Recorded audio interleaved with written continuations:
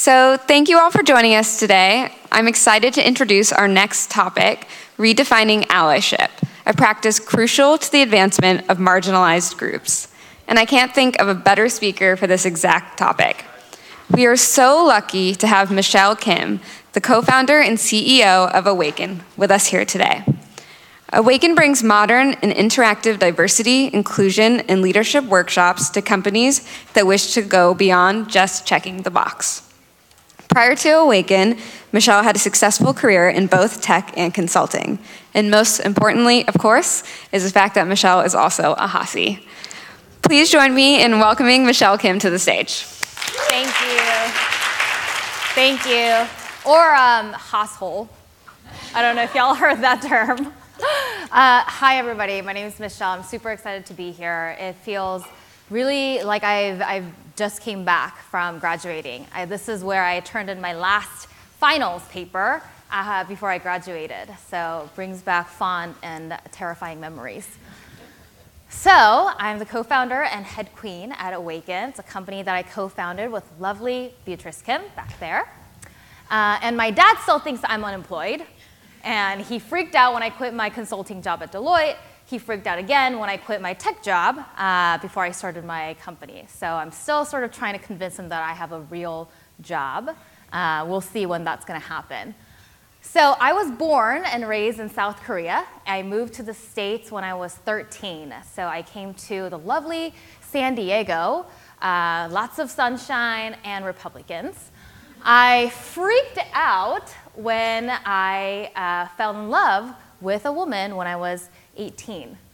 Really confused, terrified. I thought that my entire life I was attracted to men, and I had my first major crush on a beautiful woman who I danced with, and I had an identity crisis.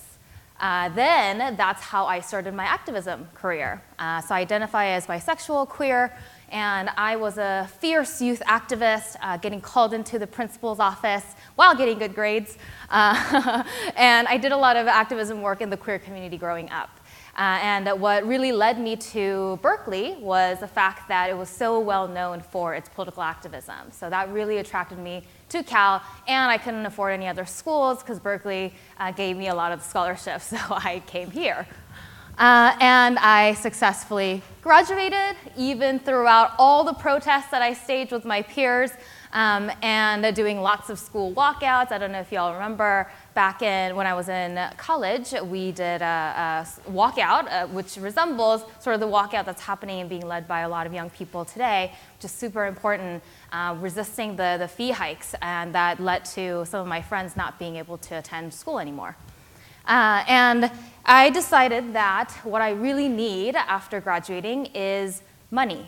I didn't grow up with money, and my parents both struggled. My dad was an undocumented immigrant coming to the States with nothing, and now he's a citizen, now I'm a citizen, but it wasn't always like that. So I really wanted to become financially independent, so I chose a career that is completely opposite of what I had always thought that I would do, consulting. And the reason why I joined consulting, well, let's go back and how I found out about consulting is because of free pizza. Somebody told me that there would be free pizza at an info session led by a consulting firm, so I went.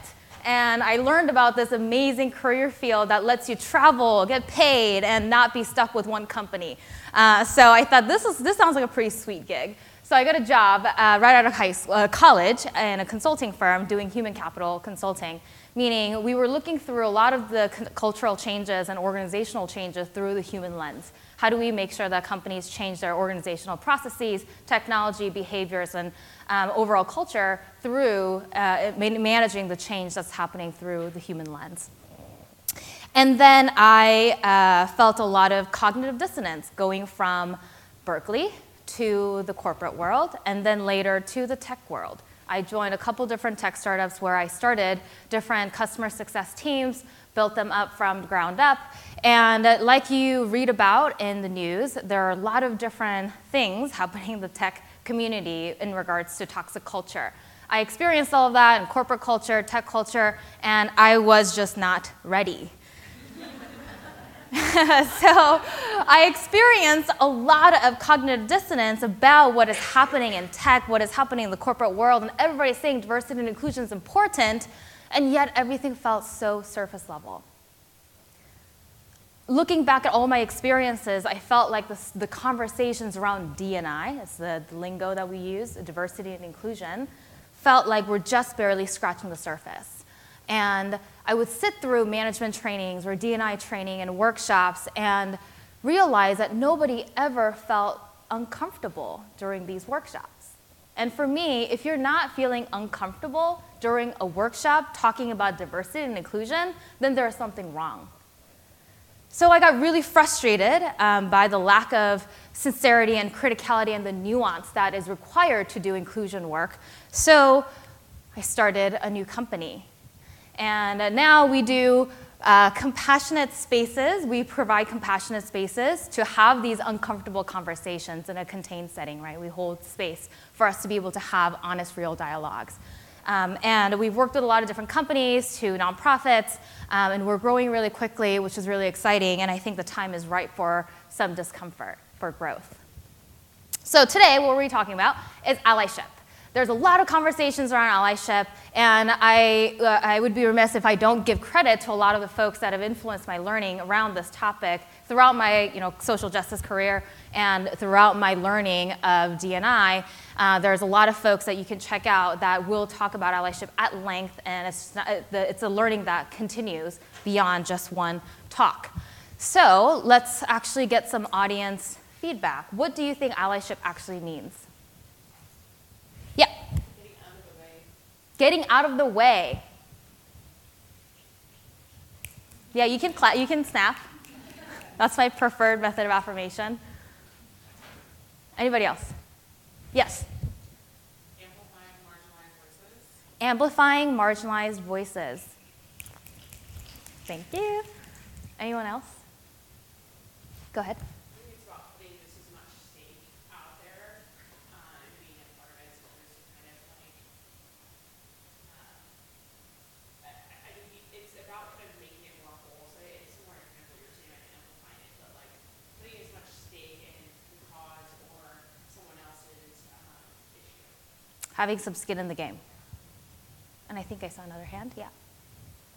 Kind of similar to that, just like support organizational changes. Organizational changes.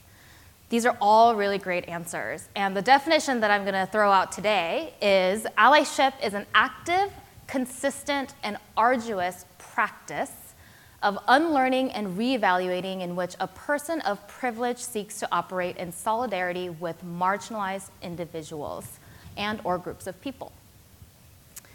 And what I'm going to focus on is really dissecting throughout the hour that we have together, or 45 minutes, to really thinking about some of the best practices and some mistakes that common allies make when it comes to really being in solidarity with people. So I think what's going to be really important for us to start with, though, is first dialing into our own fears around being an ally. And this is something that we don't really talk about. And I know there's a lot of eagerness coming from a lot of different communities, especially since the 2016 presidential election. There's a lot of people just waking up to the fact that, oh my gosh, we're not post-racial. And people wanting to do something about it, and that being rubbed against people who have been doing this work for a very long time, who have been living this reality for a very long time. And I think that friction causes a lot of fear and barriers for people to really authentically engage in this social justice movement, or it could be a movement inside or outside the workplace, right? So I'd like you to turn to your neighbor and actually talk about what your fears are around being an ally. And I'll give you 30 seconds or a minute.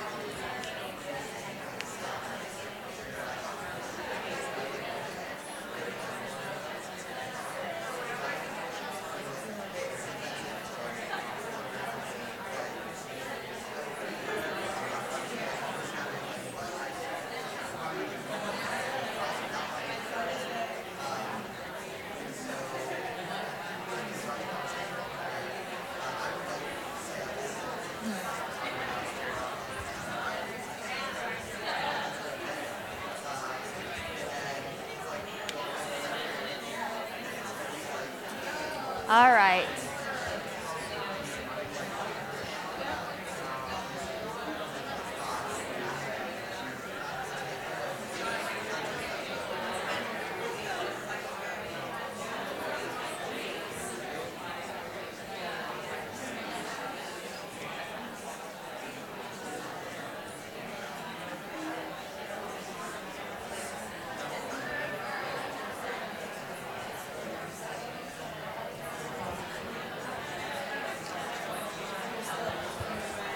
All right, who would like to share some of their fears and barriers? I'll take a few hands.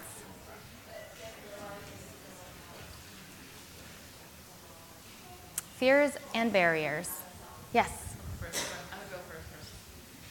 We talked about as entitled, privileged people, as white people, we're afraid of doing the wrong thing. We're afraid of saying the wrong thing, even though we know we have that responsibility. We feel like there's information that we don't have and research that we don't have, and obviously experiences that we don't have. And so that prevents you from doing anything to show the wrong thing. Not doing something because you don't want to do the wrong thing. Not asking questions because you don't want to ask the wrong questions. Not saying something because you don't want to say the wrong thing. Yes.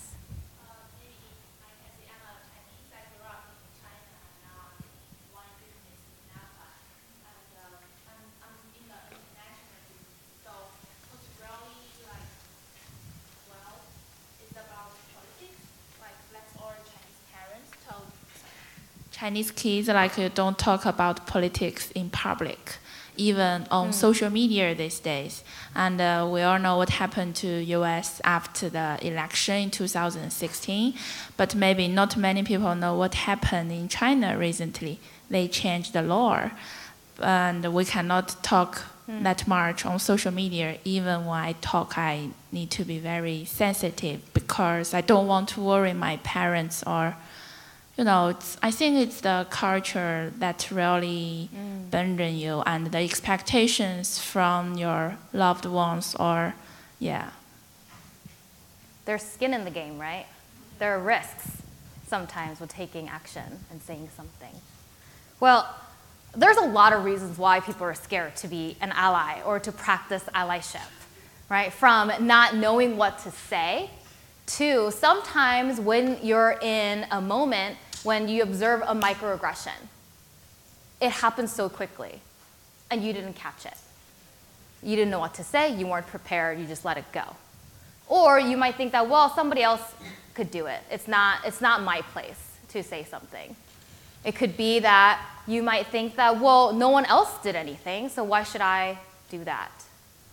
There are many, many reasons why we are too afraid to take action, and I think it starts with being able to not do that, not saying, oh my gosh, it's too much, I'm not going to do it, not worry about it, because not being able to do something in and of itself is a privilege, right? So I'm going to reduce the time because we started late, but I want you to just think about, why are you here? Why did you choose today to come to this session? Why did you choose to come to this conference? Why do you do the work that you do? Why do you believe this is important work for you? Because unless you are grounding yourself in something that is beyond, well, this is just the right thing to do, it's going to get really hard. This work is not easy. So I think it'd be really helpful if you just write it down for yourself today, or just take a mental note. This is why I do what I do.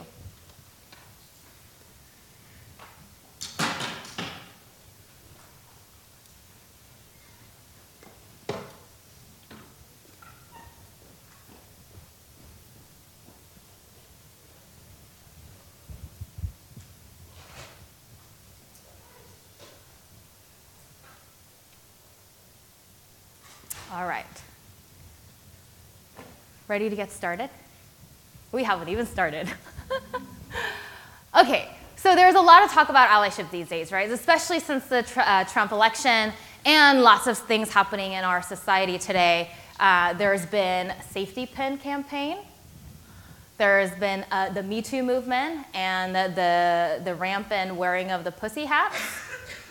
Facebook filters, there are a lot of them.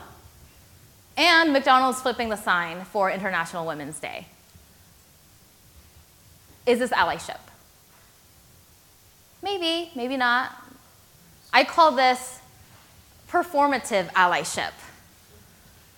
So there is a lot of allyship happening that is not actually creating real change, right? So we can unpack some of the things that I put up there, why some of those things don't actually create change, like wearing the safety pin. But I'm showing solidarity, I'm showing support. Yes, that's great, but there needs to be more.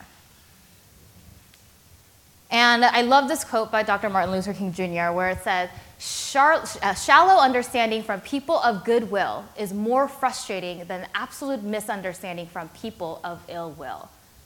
And I feel gaslit all the time when I'm doing this D&I work. And I meet people who are super passionate about D&I, really passionate about doing the right thing and creating inclusive, diverse spaces. And yet, some of the times, the stuff that comes out of their mouth doesn't align with what I just heard.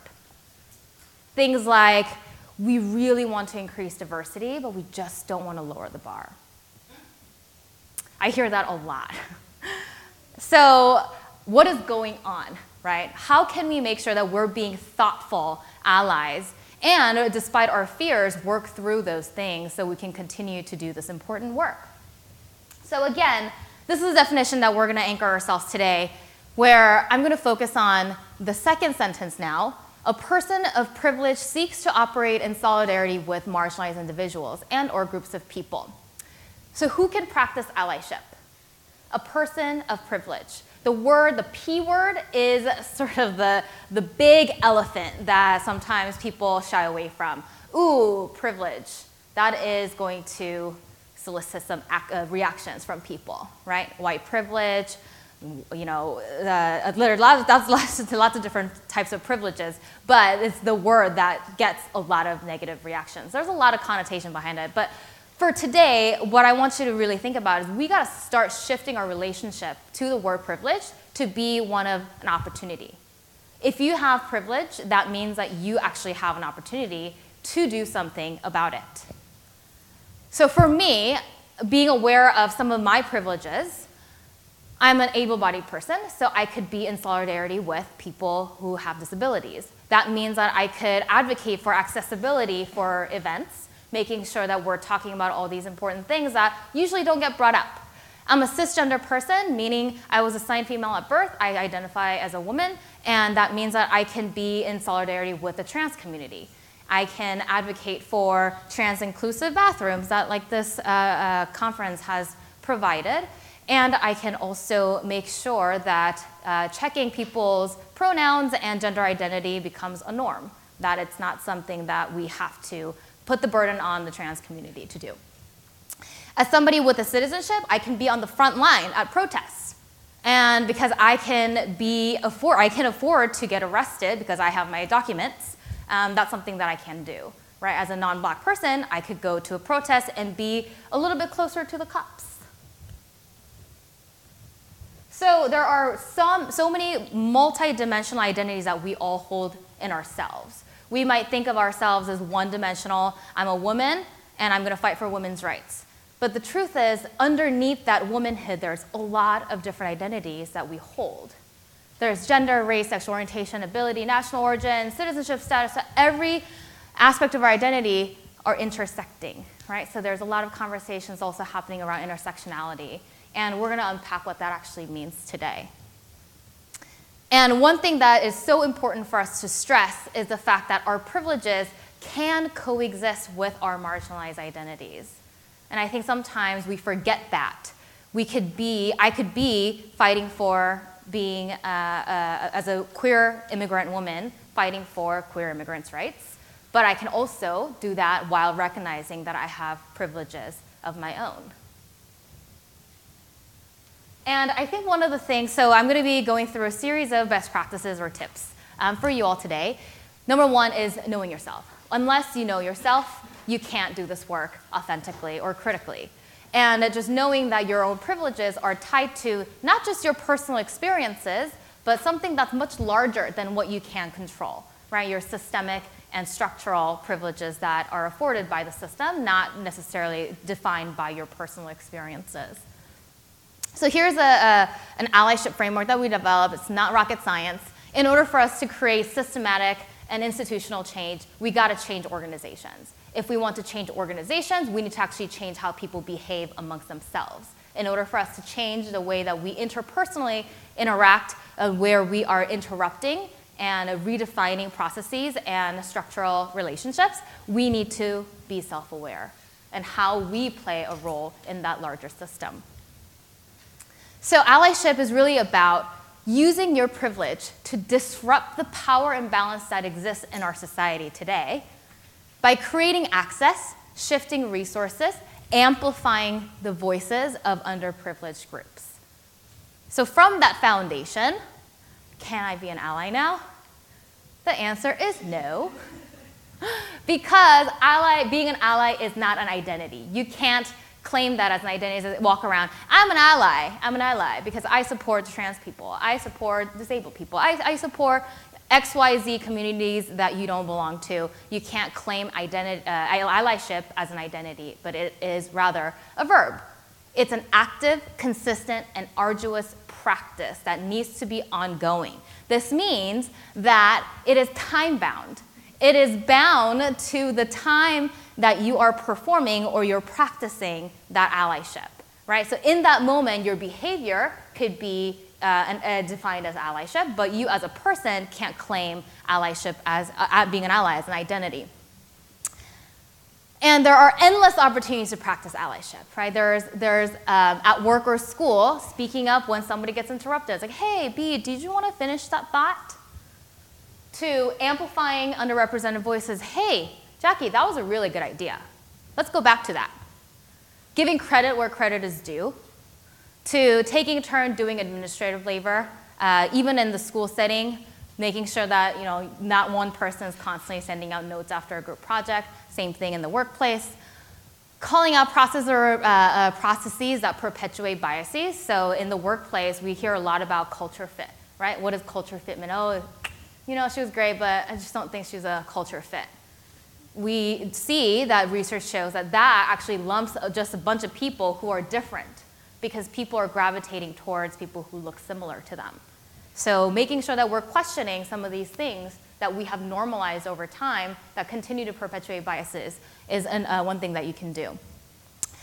But there's also opportunities outside of the work setting, in general, just interrupting harmful language. So I learned a lot of different English vernacular and idioms when I came to this country from Korea, one of which was saying, oh, that's gay.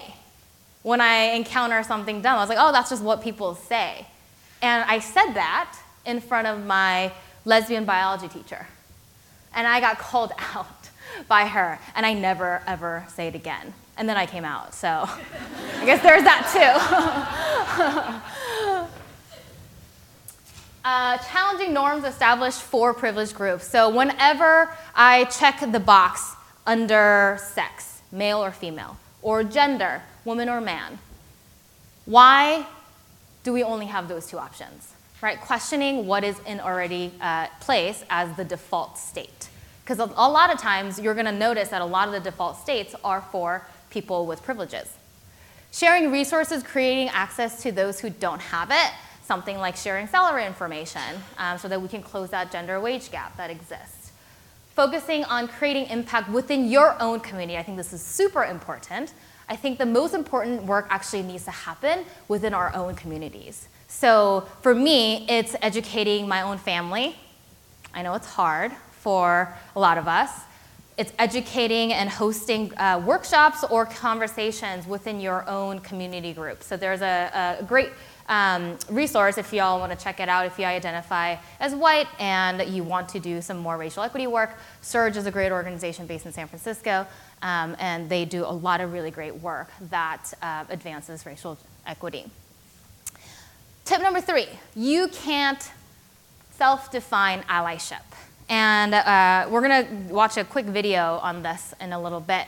But this is super important, right? We can't claim what we just did is allyship if the people that we're doing it for don't recognize as such. And I think this actually happens quite often. You know, think about a time when you actually really needed support and somebody tried to help you, but it just didn't feel supportive. Can you think of an example? When you're having a really hard day and you're just venting, and somebody starts problem solving, for example. It gets frustrating, right? What other examples, potentially? Think about a time when you really needed support, but you didn't feel supported, even though the person who was helping you or trying to help you had good intentions. Yeah? I find that if I say something, I find that if I, say something at work that's like emotional, or if I cry at the drop of a hat,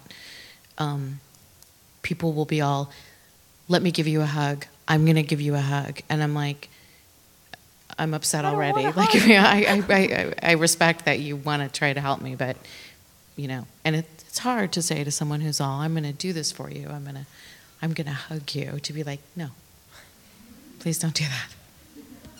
But that didn't make me feel better. Yeah, go ahead.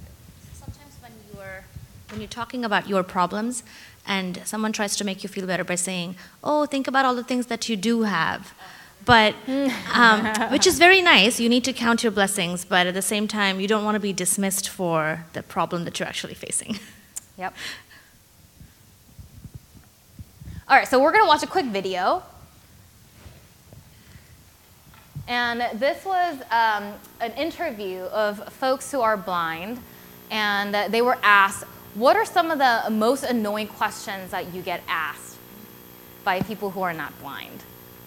We're not going to watch the whole thing, but we'll play it from this mark.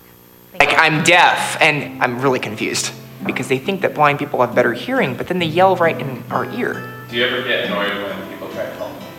The most annoying thing people do is grab me. Or grab you. Grab a hold of my arm and start pulling me. Pull you along. Pull me by the arm. Push me. To let me know that it's okay to cross the street or go through the door. And I have to just politely get, no, I take your elbow. Get your fucking hands off me, you know? Like, I don't know what's happening. Like, I don't know if I'm gonna be like, you know, mugged, or if they're just trying to, and they're like, I'm just trying to help. I'm like, well, great, but please use your words. They should be asked first, do you need any help, you know, talk to normally. And let me have the opportunity to respond whether I want you to help me or not. Do you think being a young woman contributes to my anxiety and frustration about this? Because I'm always somewhat alert living in a city. If I'm about to fall down some stairs, or like there's like a giant pit that I'm about to step into, feel free to give me a, grab me to save my life. But if it's just because you think that I can't cross 4th Avenue on my own, back up.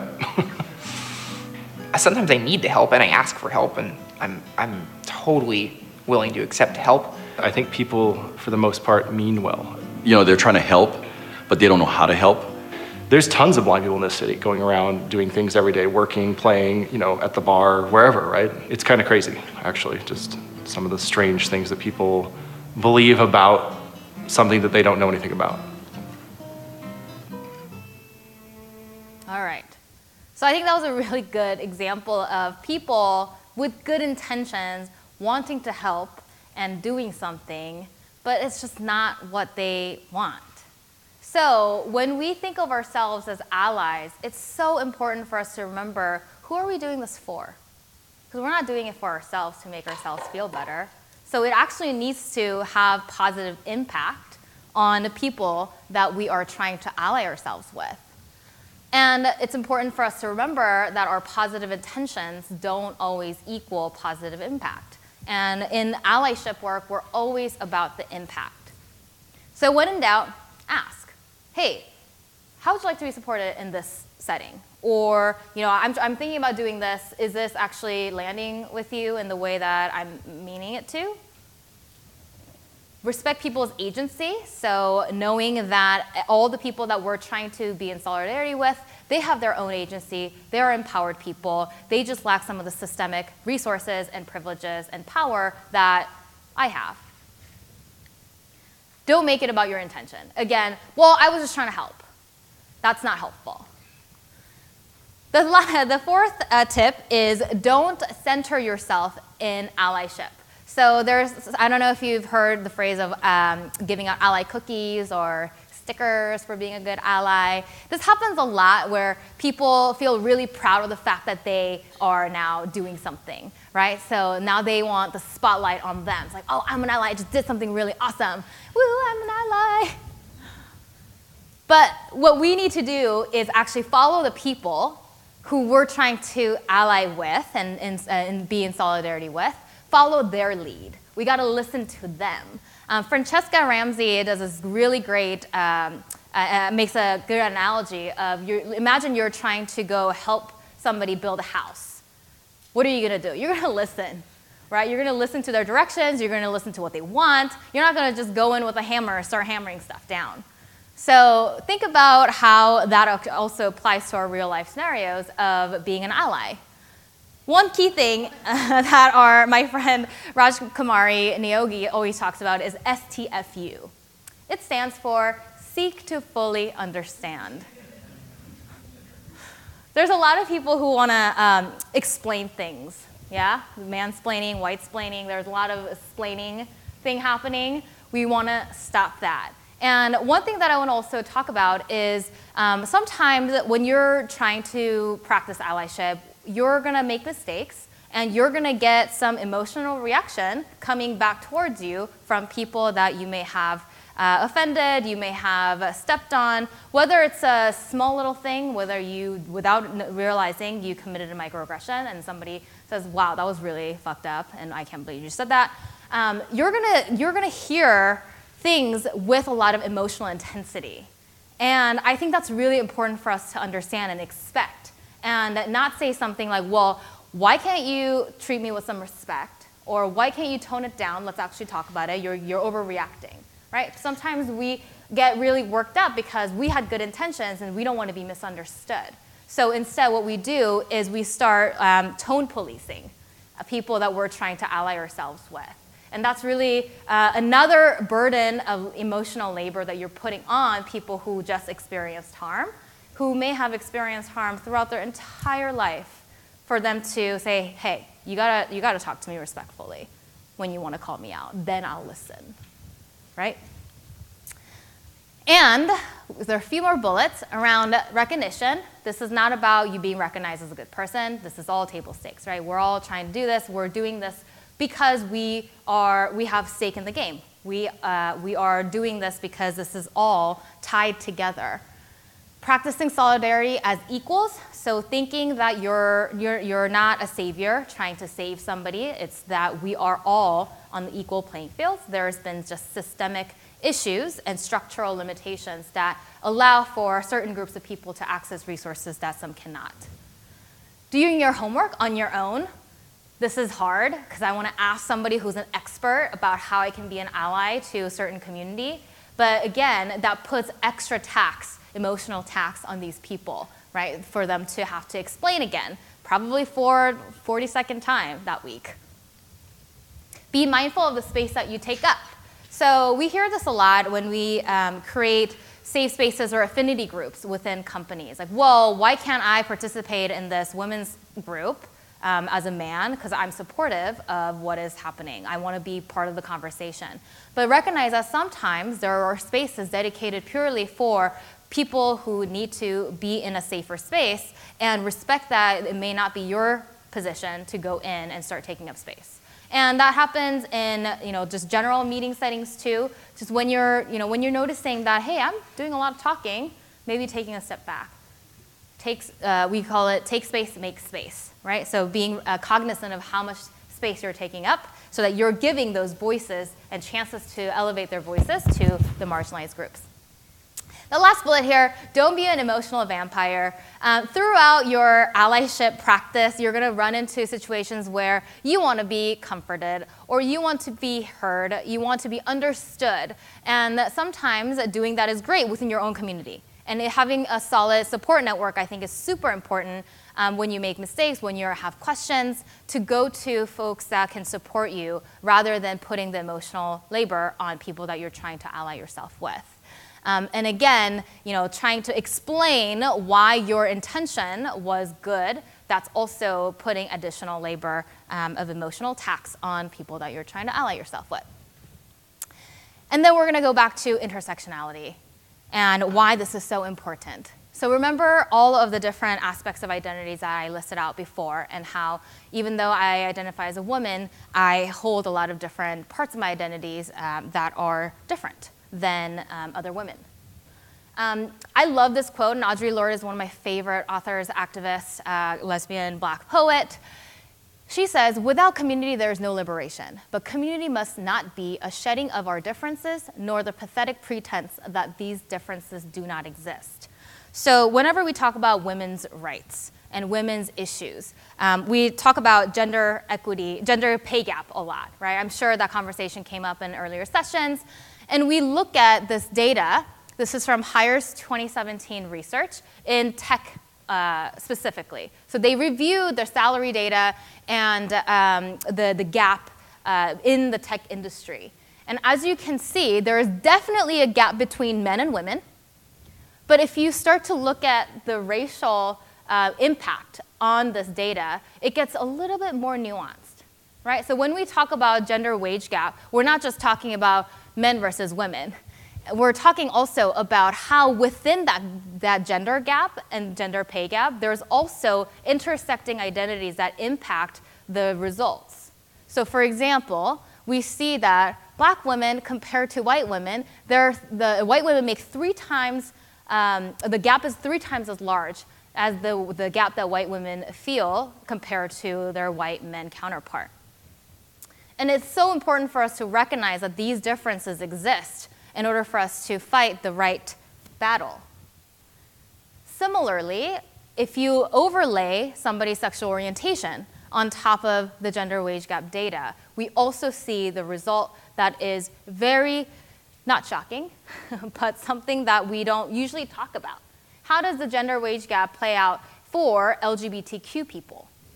We see that overall, LGBTQ women and men make less than their heterosexual counterparts. We also see that even though LGBTQ women, their preferred salary is higher than non-LGBT, or they're the same, their offered salary is much lower than their heterosexual women counterparts. So it's super, super important for us to recognize that there are intersectionality that impacts the way that we fight. So practicing courage and taking risk, I think we talked about that in the beginning, and how that also could be really scary, right?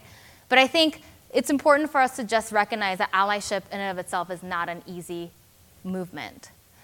It takes courage for you to just stand up and say, hey, that wasn't cool, we don't say that here, right? When you're in a group of friends that you hang out with all the time and somebody says something that's kind of messed up, it takes courage. And it starts with that small act. 2, building a much more inclusive, larger movements. How many of you have heard of this inclusion rider concept? So inclusion rider, Jessica Chastain and Octavia Spencer were looking at signing a movie deal. And Jessica learned that Octavia and Black women in general in the media industry make a lot less than their white women counterparts.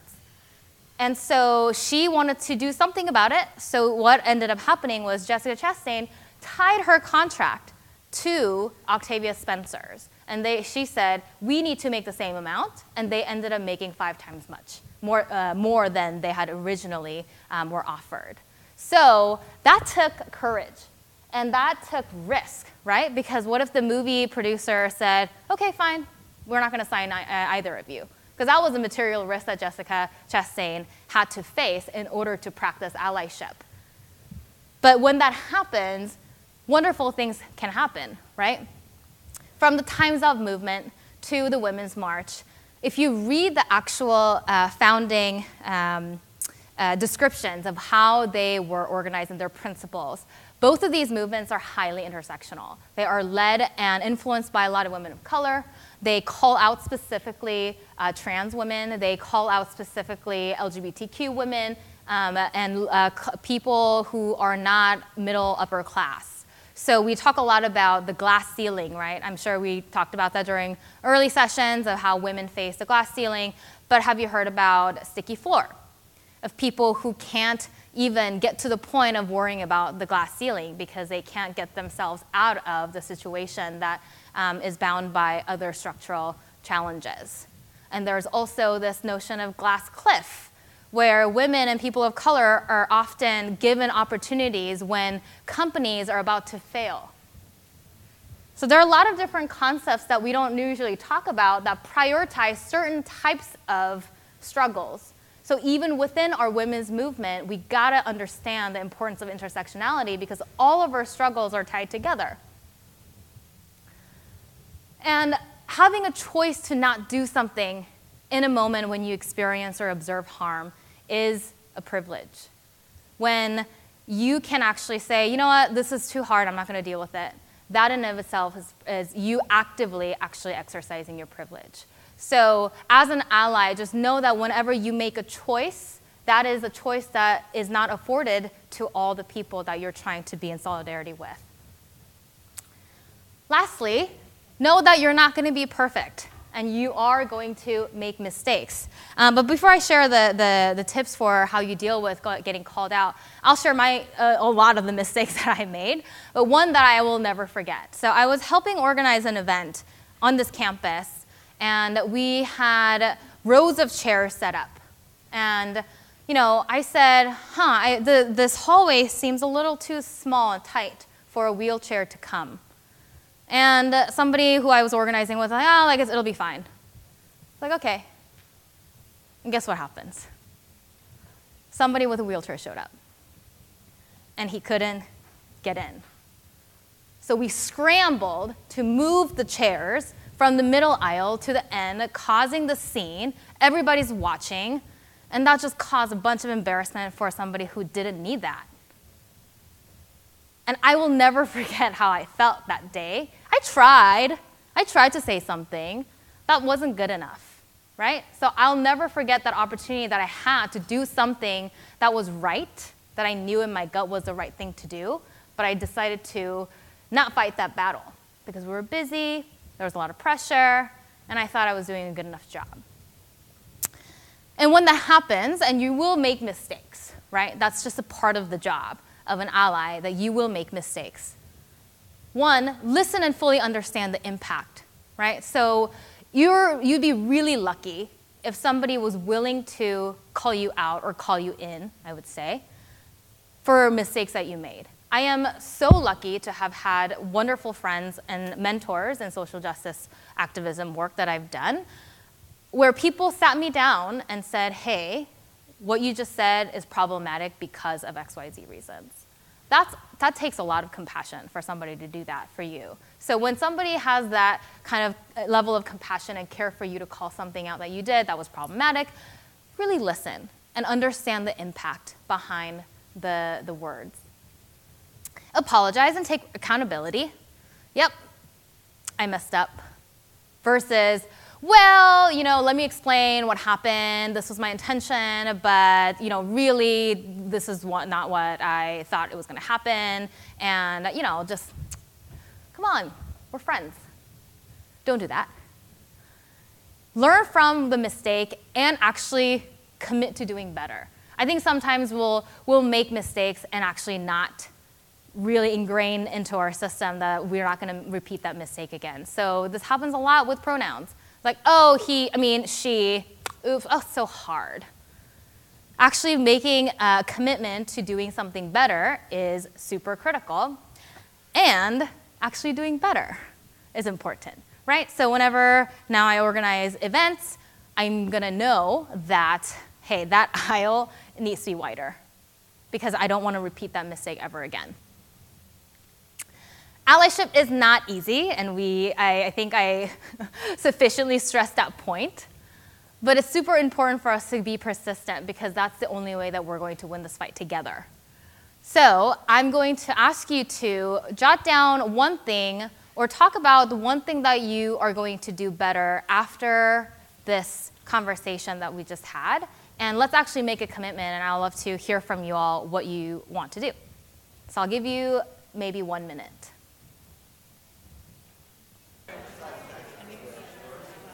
All right, who wants to share what they're gonna do in the next month to apply what we just talked about?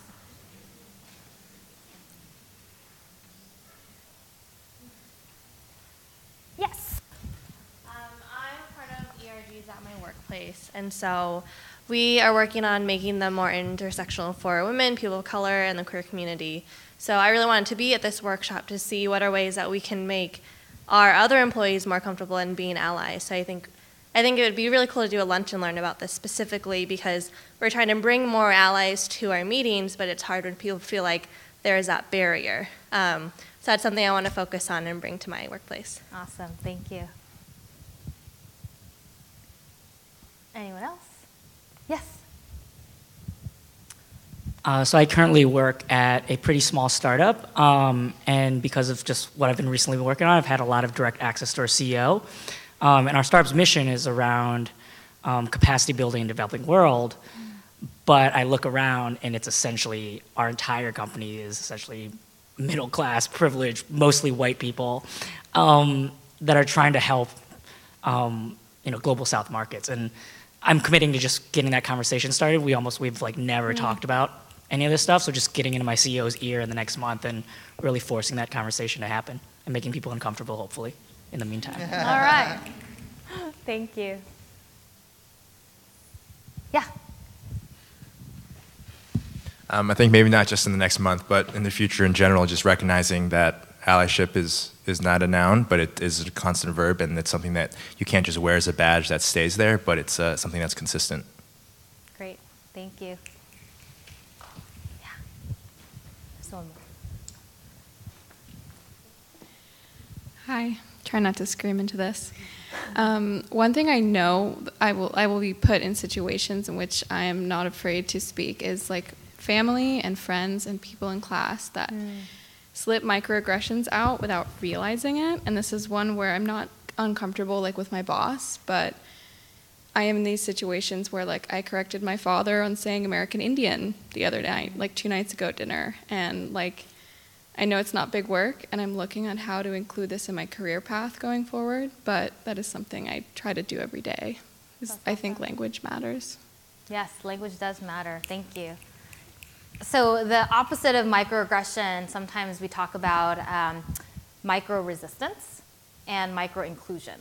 So there are little things that you can do. It doesn't have to be a big act of allyship. You don't have to go out there marching in front of the city hall the first day you start practicing allyship. You can do something small, like calling somebody in, like, hey, what you just said actually didn't land well with me. Can we talk about it, or do you want to talk about it? Or something, a micro-resistance, something that you can do that really takes one word. If somebody says something, you don't know what to say, just have one word that you can go to. Mine is wow. Somebody says something, I just go, wow. Wow. Just say that. Just show that there's some level of discomfort. Create that little tension. So practice one word, doing one thing.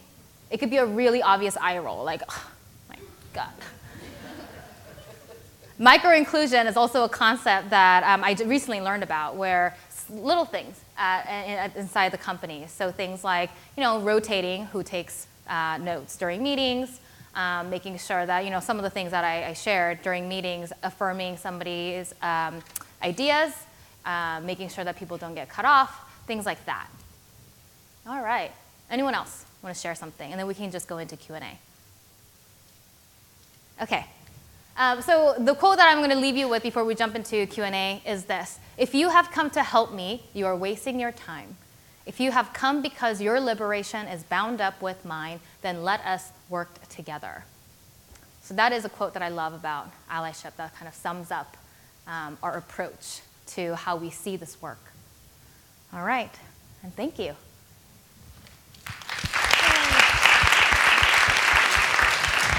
So I'll take a few questions before we end. I know there's delicious snacks and coffee waiting outside. Yes, oh gosh, that's a hand. Hi, first off, thank you so much for coming and doing this session with us. And my question is that, so I also am Asian American, and also, as you identified earlier, I'm also bisexual.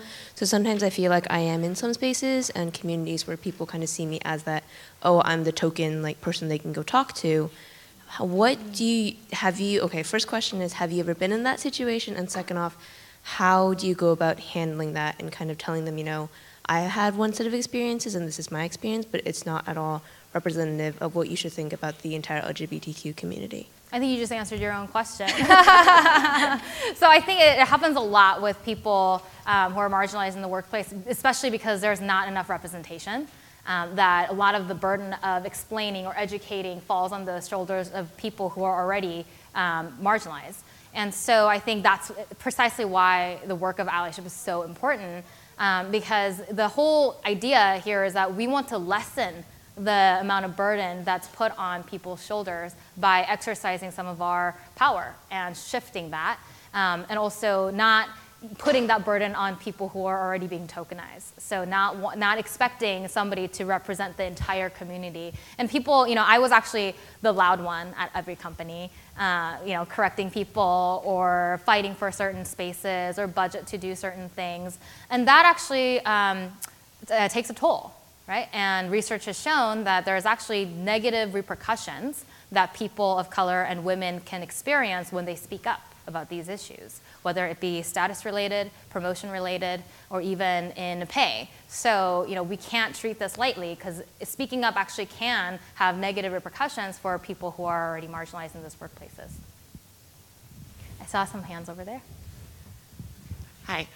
So in my program, I found myself in a leadership position both in our Women in Business Club and also in our diversity efforts of the student organization.